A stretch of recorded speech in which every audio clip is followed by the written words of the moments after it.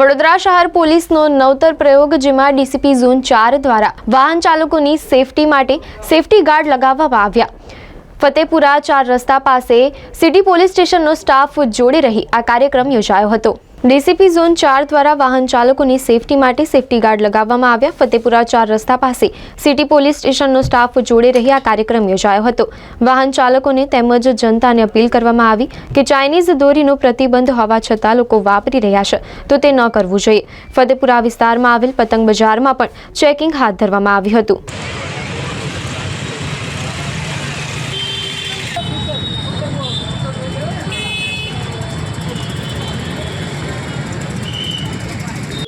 ઉત્તરાયણનો તહેવાર ખૂબ નજીક આવી રહ્યો છે અને હાલમાં પણ ઘણા બધા લોકો પતંગ ચગાવતા હોય છે।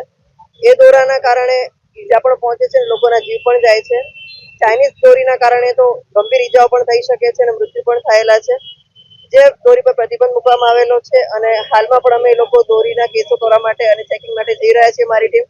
એ અગાઉ અમે લોકો આજે ટ્રાફિક સપ્તાહ અંતર્ગત અને લોકોની સુરક્ષા માટે થઈ અને જે લોકોએ ટુ વ્હીલર પર સેફગાર્ડ નથી લગાડ્યો એ લોકોને પોલીસ તરફથી અમે લોકો સેફગાર્ડ લગાડી રહ્યા છીએ, જેના કારણે એ લોકો સુરક્ષિત રીતે વાહન ડ્રાઈવ કરી શકે અને કોઈ દુર્ઘટના ન બને।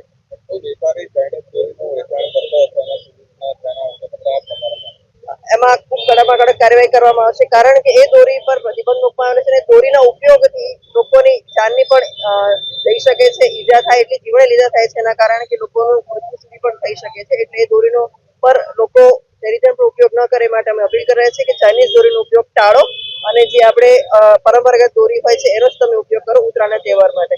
આ તહેવાર સુરક્ષિત રીતે ઉજવીએ એવી અમારી બધાને અપીલ છે।